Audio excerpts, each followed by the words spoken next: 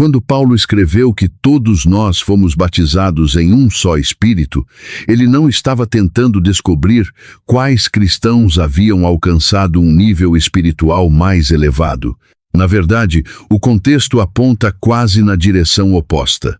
A igreja de Corinto já estava transformando dons espirituais em motivo de comparação, e Paulo usa justamente esse versículo para desmontar essa lógica. Por isso, talvez a palavra mais importante de primeira carta aos Coríntios, capítulo 12, versículo 13, nem seja batizados. Talvez seja uma palavra que quase passa despercebida. Todos nós fomos batizados. Todos fomos colocados em um só corpo. E todos participamos do mesmo Espírito. Isso levanta uma pergunta importante. Se Paulo escreveu esse versículo para unir cristãos, por que ele acabou sendo usado tantas vezes como ponto de partida para perguntar quem tem mais do Espírito, quem recebeu uma experiência maior, ou quem chegou a um nível espiritual que outros ainda não alcançaram? Imagine um cristão sentado algumas fileiras atrás durante um culto. Na frente, alguém conta uma experiência poderosa com Deus. Outra pessoa ora em línguas. Alguém fala sobre um momento em que sentiu a presença do Espírito de uma forma que esse cristão nunca experimentou. Ele ouve tudo com respeito, talvez até com alegria, mas, em algum momento, surge uma pergunta silenciosa. Será que eu realmente tenho o Espírito Santo? Ou talvez ele pense assim: será que eu pertenço a Cristo, mas ainda me falta alguma coisa que os cristãos realmente espirituais possuem? Talvez você já tenha feito uma pergunta parecida. Talvez nunca tenha dito isso para ninguém, mas já tenha se comparado com a experiência de outra pessoa e se perguntado se existe algo faltando em você. Paulo conhecia uma igreja onde esse tipo de comparação já estava começando a ferir a comunhão, e sua resposta não foi dizer aos cristãos menos impressionantes que tentassem alcançar o nível dos outros. Também não foi criar uma nova categoria para identificar quem era realmente espiritual. Paulo os leva de volta ao que todos compartilham: um espírito, um corpo, todos. E há uma segunda parte do versículo que costuma receber muito menos atenção.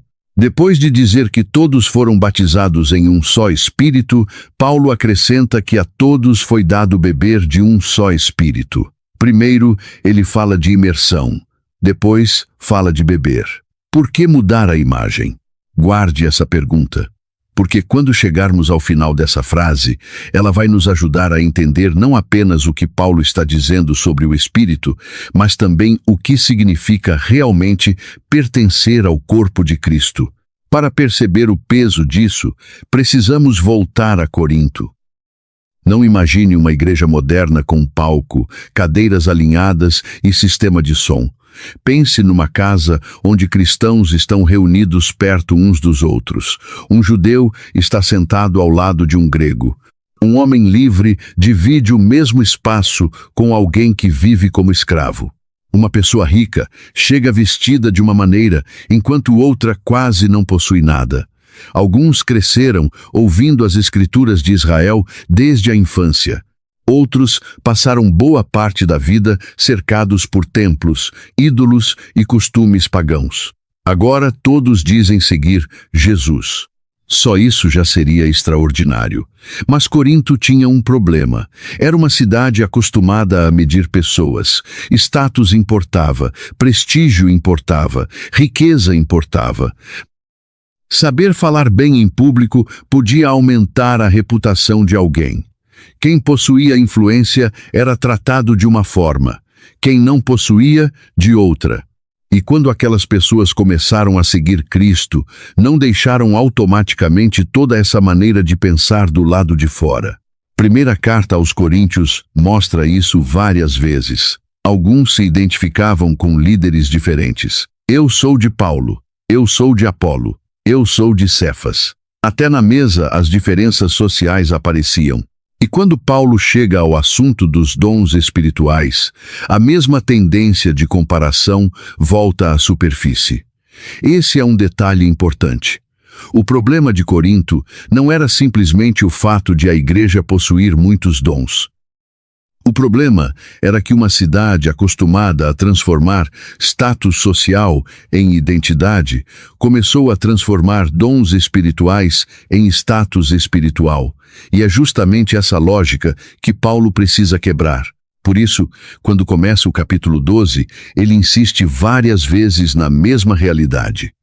Há diversidade de dons, mas o Espírito é o mesmo. Há diferentes formas de serviço, mas o Senhor é o mesmo. Há diferentes maneiras pelas quais Deus age, mas é o mesmo Deus que opera tudo em todos. Paulo menciona a palavra de sabedoria, conhecimento, fé, curas, milagres, profecia, discernimento, línguas e interpretação. Os dons são diferentes. As manifestações são diferentes. As funções são diferentes. Mas a fonte não muda. O mesmo Espírito. E isso muda completamente a maneira de olhar para os dons. Paulo não permite que aquilo que foi dado para servir se transforme em um trono onde alguém possa se sentar acima dos outros. É por isso que vale guardar esta frase. O Espírito não cria uma elite dentro do corpo. O Espírito cria o corpo. É nesse ponto que chegamos ao versículo 13. Paulo diz que todos nós fomos batizados em um só Espírito para formar um só corpo. A palavra grega por trás de batizados vem de baptizo. A imagem básica é mergulhar, imergir, colocar alguém dentro de uma determinada realidade. Mas o mais importante não é transformar o versículo numa aula de vocabulário grego. O próprio movimento da frase já mostra para onde Paulo quer levar o leitor. Em um só Espírito, para um só corpo, todos. No texto grego, Paulo usa uma expressão que significa em um só Espírito e outra que aponta para um só corpo. E as próprias palavras reforçam seu argumento. Pneuma significa espírito, soma significa corpo e pantes significa todos. Paulo está repetindo a mesma realidade por ângulos diferentes. Existem muitos membros e muitos dons, mas todos são colocados pelo mesmo Espírito no mesmo corpo. E então ele torna impossível ouvir a palavra todos de maneira vaga. Paulo acrescenta: judeus ou gregos, escravos ou livres. Hoje podemos ler essas duas expressões rapidamente, mas para aquela comunidade elas apontavam para fronteiras sociais, religiosas e culturais reais. Um judeu podia crescer sabendo que pertencia ao povo da aliança. Um grego podia vir de uma história completamente diferente. Um homem livre carregava uma posição social que uma pessoa escravizada não possuía. Paulo coloca todas essas pessoas diante da mesma ação do Espírito. O homem livre não recebe uma versão superior. O escravo não recebe uma versão reduzida. O judeu não recebe um acesso especial que o gentil nunca poderá alcançar. O gentil não entra por uma porta secundária. Todos. Isso não significa que todos se tornam iguais em função. Muito pelo contrário. Logo depois, Paulo desenvolve a imagem do corpo. O pé não é a mão, o ouvido não é o olho não pode dizer à mão que não precisa dela. A cabeça não pode olhar para os pés e tratá-los como dispensáveis. E aqui aparece um contraste que ajuda a entender o capítulo inteiro. Quando Paulo fala de pertencimento, ele inclui todos. Todos foram batizados em um só Espírito e incorporados ao mesmo corpo. Mas quando começa a falar das funções dentro desse corpo, a linguagem muda. Nem todos são apóstolos, nem todos são profetas, nem todos são mestres, nem todos realizam milagres, nem todos possuem dons de curar, nem todos falam em línguas, nem todos interpretam. Perceba o contraste. Quando Paulo fala de quem pertence, ele diz todos. Quando fala da função que cada membro exerce, ele diz nem todos. Isso desmonta duas ideias erradas ao mesmo tempo. A primeira aparece no coração de quem se sente inferior. Se eu não tenho o mesmo dom daquela pessoa, Talvez eu não tenha o Espírito como ela tem. Paulo responde que todos foram batizados em um só Espírito. A segunda aparece no coração de quem se sente superior. Se eu tenho um dom que aquela pessoa não possui, talvez isso prove que cheguei mais longe espiritualmente. Paulo responde que nem todos receberam a mesma função. A lógica começa a ficar clara. Todos pertencem ao mesmo corpo e todos participam do mesmo espírito, mas isso não significa que todos façam a mesma coisa, recebam o mesmo dom ou ocupem a mesma função. Em outras palavras, todos pertencem, mas nem todos exercem a mesma função. Todos participam do mesmo espírito, mas nem todos recebem o mesmo dom. Todos fazem parte do corpo, mas nem todos são o mesmo membro. O Espírito não produz igualdade de funções. Ele produz unidade de pertencimento. É exatamente por isso que o olho não precisa se transformar em mão para provar que pertence. O pé não precisa desejar ser olho. E nenhum membro pode olhar para outro e dizer que não precisa dele. A diversidade não ameaça o corpo. Ela faz parte da maneira como Deus decidiu construí-lo. Isso ajuda a entender por que a situação de Corinto era tão séria. Se alguém usava um dom para se sentir superior, Paulo lembrava que essa pessoa não era o corpo inteiro. Se alguém olhava para sua própria função e se sentia inferior, Paulo respondia que essa pessoa ainda pertencia. O olho precisa da mão, a mão precisa do pé. E o corpo precisa até daqueles membros que, à primeira vista, parecem menos impressionantes. O problema nunca foi a diversidade. O problema foi transformar diversidade em hierarquia de valor. E ainda fazemos isso.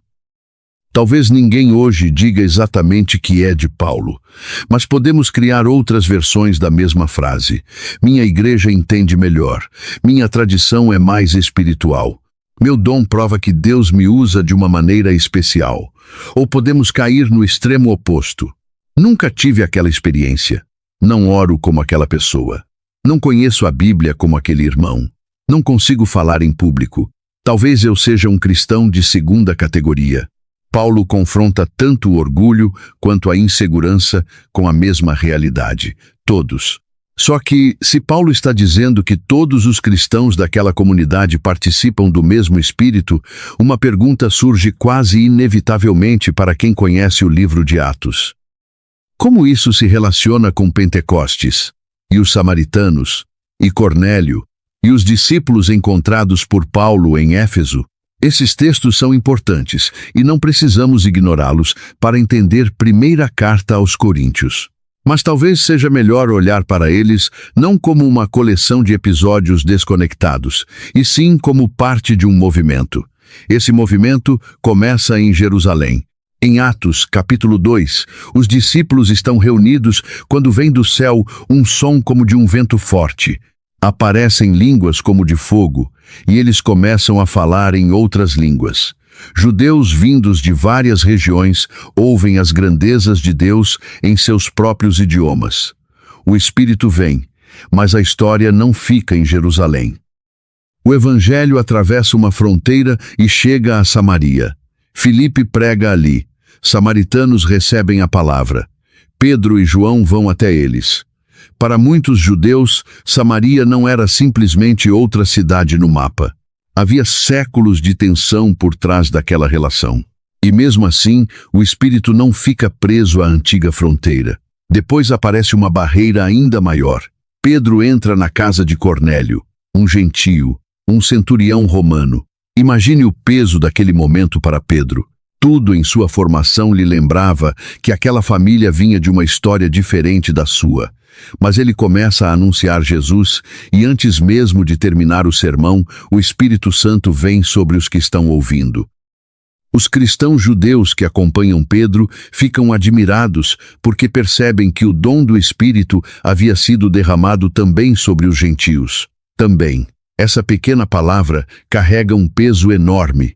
O que Deus estava fazendo não terminaria dentro das fronteiras que eles conheciam. Mais tarde, em Éfeso, Paulo encontra discípulos cuja compreensão ainda estava incompleta. Eles conheciam apenas o batismo de João. Paulo lhes anuncia Jesus. Eles são batizados em nome do Senhor Jesus, e o Espírito Santo vem sobre eles. Jerusalém, Samaria, a casa de Cornélio, Éfeso. Os contextos não são idênticos, e seria um erro fingir que cada cena acontece exatamente da mesma maneira. Mas há um movimento que atravessa o livro de Atos. O Evangelho avança, barreiras antigas começam a cair, pessoas que antes estavam separadas são alcançadas. E anos depois, Paulo escreve para uma igreja cheia justamente dessas diferenças e dá um nome à realidade que Atos vinha mostrando: um corpo. É exatamente aqui que cristãos sinceros de tradições diferentes começam a entender essas passagens de maneiras distintas. Muitas tradições cristãs entendem o batismo no Espírito principalmente como a ação pela qual o crente é unido a Cristo e incorporado ao corpo no início da vida cristã. Tradições pentecostais e carismáticas, por sua vez, frequentemente destacam experiências posteriores de revestimento, poder, enchimento e capacitação pelo Espírito. Essas diferenças de interpretação existem e não precisam ser fingidas. Mas também não precisamos resolver toda a discussão cristã sobre o Espírito Santo para entender o ponto específico que Paulo está fazendo em primeira carta aos Coríntios, capítulo 12. No contexto imediato, ele está falando daquilo que todos os cristãos daquela comunidade compartilham. Isso não significa que o Espírito pare de encher o crente. Não significa que Deus não conceda experiências poderosas. Não significa que os dons tenham desaparecido. E também não significa que todo cristão tenha exatamente a mesma experiência. O próprio capítulo impede essa conclusão. Nem todos possuem o mesmo dom, mas todos pertencem ao mesmo corpo. Isso deveria mudar a maneira como falamos sobre espiritualidade. Uma experiência genuína com Deus pode ser motivo de profunda gratidão. Um dom pode ser uma bênção real para a igreja, mas aquilo que foi recebido pela graça nunca deveria se transformar em instrumento de superioridade. Um dom continua sendo um dom. Foi recebido. E se foi recebido, você não pode tratá-lo como prova de que seu valor diante de Deus é maior do que o valor de outro membro. Corinto precisava entender isso, e nós também. Volte por um instante àquele cristão sentado algumas fileiras atrás. Ele ouviu alguém falar em línguas, ouviu outro contar uma experiência poderosa. E alguma coisa dentro dele começou a perguntar se talvez ele ainda estivesse do lado de fora. Paulo o leva de volta ao mesmo ponto. Todos. Só que Paulo ainda não terminou a frase. Depois de dizer que todos foram batizados em um só Espírito, ele acrescenta que a todos foi dado beber de um só Espírito. Por quê? A palavra usada aqui está ligada a potizo, que significa dar de beber. A imagem muda. Primeiro, Paulo fala de alguém sendo colocado dentro de uma realidade. Depois, fala de algo sendo recebido interiormente. Primeiro, imersão. Depois, participação. E isso nos ajuda a perceber que Paulo não está descrevendo apenas uma etiqueta externa colocada sobre uma pessoa. Não é simplesmente dizer que agora este indivíduo pertence à organização chamada igreja. Ele está falando de participação numa vida comum. Você não foi colocado dentro de um corpo morto. O corpo vive, e a vida desse corpo vem do Espírito. Agora a pergunta que apareceu no começo começa a encontrar sua resposta. Como você sabe que pertence? Paulo não começa mandando você comparar sua experiência com a experiência de outro cristão. Ele aponta para aquilo que Deus fez. Pelo Espírito, você foi unido ao corpo de Cristo. E esse mesmo Espírito é a vida compartilhada por esse corpo.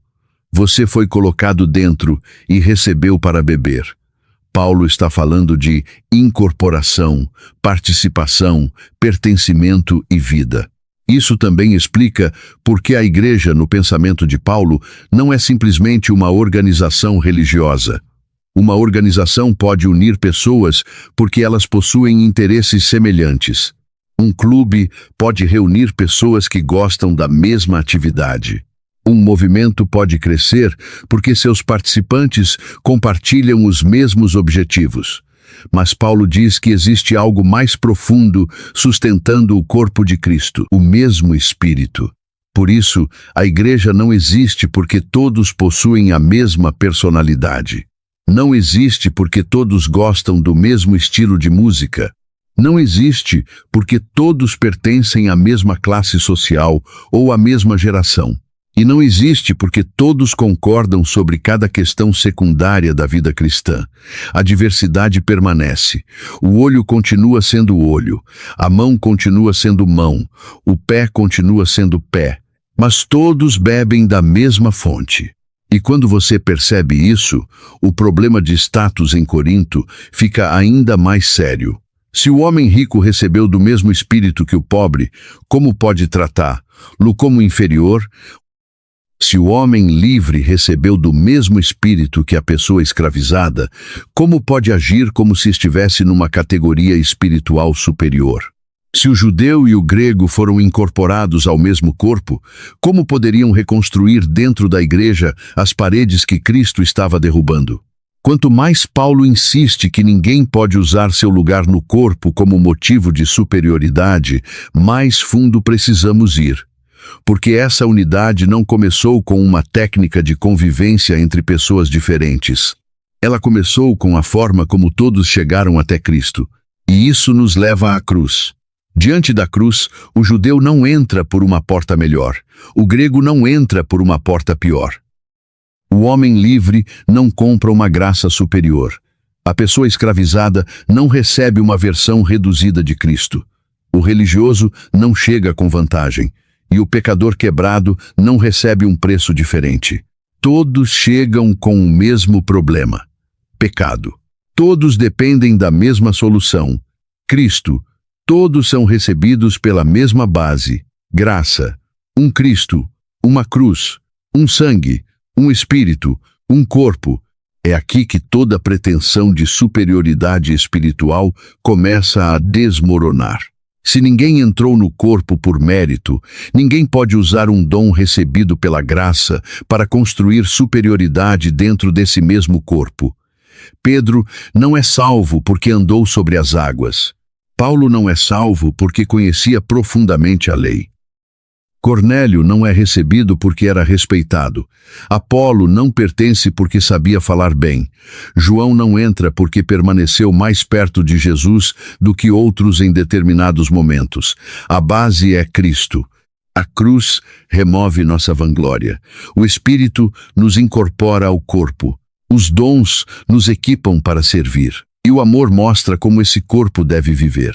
É justamente por isso que primeira carta aos Coríntios, capítulo 13, aparece logo depois da discussão sobre dons. Não é um capítulo romântico colocado por acaso no meio de 2 capítulos sobre espiritualidade. Ele faz parte da correção de Paulo. Você pode falar, pode conhecer, pode profetizar, pode ter fé.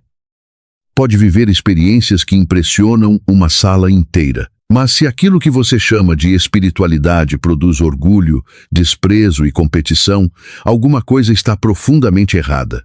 O Espírito distribui dons para o bem comum, não para criar celebridades espirituais.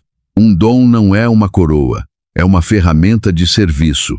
Se você recebeu um dom de ensino, ensine para edificar. Se encoraja, encoraje para fortalecer. Se serve, sirva. Se Deus lhe concede uma manifestação poderosa, agradeça, mas não esqueça de uma coisa: você continua sendo um membro, não o corpo inteiro. Essa verdade é libertadora para quem se sente inferior e profundamente humilhante para quem se sente superior. Ao inseguro, Paulo diz que ele é necessário. Ao orgulhoso, Paulo lembra que ele precisa dos outros. E se Paulo está certo, Essa lógica muda também a maneira como olhamos para pessoas que quase ninguém percebe dentro da igreja. Talvez exista uma mulher que ora sem aparecer, um homem que chega cedo e prepara aquilo que ninguém nota, uma pessoa que visita alguém doente, uma irmã que ensina crianças, um irmão que divide comida, um jovem que ainda está aprendendo, um idoso que já não possui a mesma força física, mas continua intercedendo. A cultura costuma medir importância pela visibilidade. O corpo não funciona assim. Paulo chega a dizer que os membros que parecem mais fracos são necessários. Não apenas tolerados, não simplesmente aceitos, necessários. Esse é o tipo de comunidade que o Espírito cria.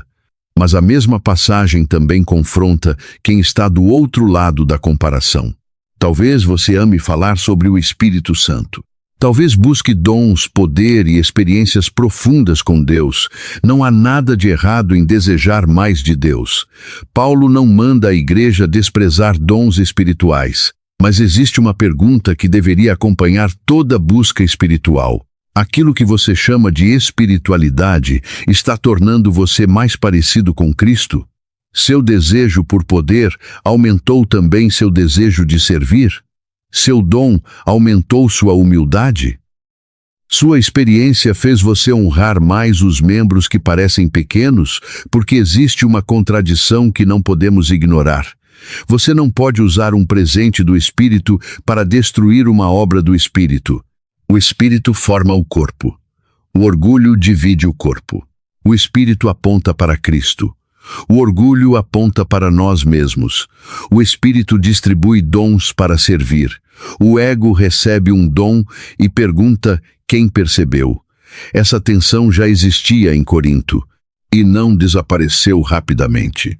Décadas depois, uma antiga carta cristã, conhecida como Primeira Carta de Clemente, ainda precisa falar à igreja de Corinto sobre ciúme, rivalidade e conflito. Isso é impressionante. Uma comunidade que havia recebido o ensino apostólico ainda podia voltar ao velho vício da comparação, e isso deveria nos tornar humildes.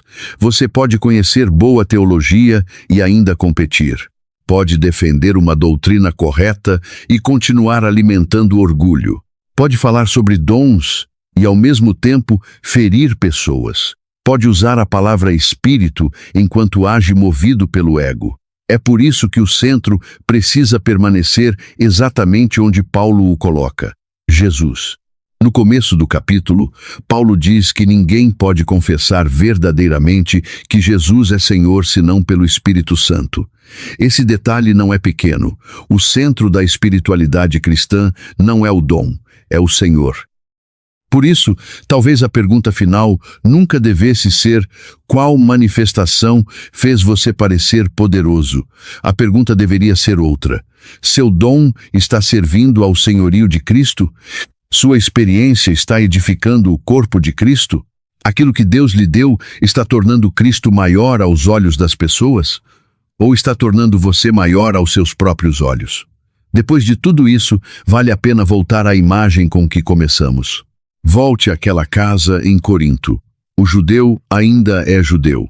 O grego continua sendo grego. O homem livre continua possuindo uma história diferente da pessoa escravizada. O olho continua sendo olho. A mão continua sendo mão. O pé continua sendo pé. Os dons continuam diferentes. As personalidades continuam diferentes, as histórias continuam diferentes, mas agora você entende por que aquelas pessoas podem se chamar de irmãos, não porque finalmente ficaram iguais, não porque todos receberam a mesma função, não porque tiveram exatamente a mesma experiência espiritual, e não porque suas diferenças desapareceram. Elas podem se chamar de irmãos, porque o mesmo Cristo as comprou, o mesmo Espírito as incorporou, e a mesma vida agora circula pelo corpo. O Espírito não criou uma sala cheia de cristãos iguais. Criou um corpo. Então guarde 3 verdades. A primeira é esta. Em Primeira Carta aos Coríntios, capítulo 12, versículo 13, Paulo usa a linguagem do batismo no Espírito para enfatizar aquilo que todos os cristãos compartilham. Pelo mesmo Espírito, eles foram incorporados ao mesmo corpo de Cristo. A palavra que precisa ficar na sua mente é todos.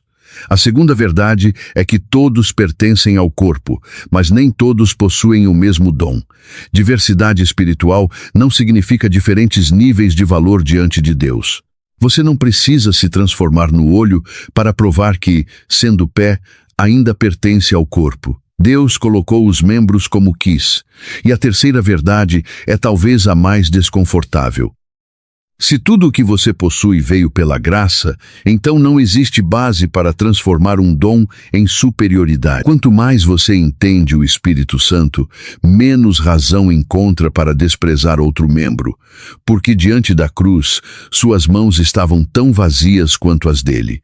Agora quero deixar uma pergunta específica. Qual dessas barreiras você acha que mais ameaça a unidade da igreja hoje? Denominação, classe social, geração, estilo de culto ou comparação de dons espirituais? Escreva nos comentários. Talvez, durante muito tempo, você tenha ouvido a expressão batizados em um só Espírito e pensado primeiro em quem possui mais do Espírito. Paulo quer nos ensinar a fazer uma pergunta diferente. Como esse Espírito está transformando pessoas diferentes em um só corpo? Um Espírito, um corpo, todos. Você não foi batizado no Espírito para se tornar maior do que outro membro. Você foi batizado em um só Espírito para pertencer ao mesmo Cristo.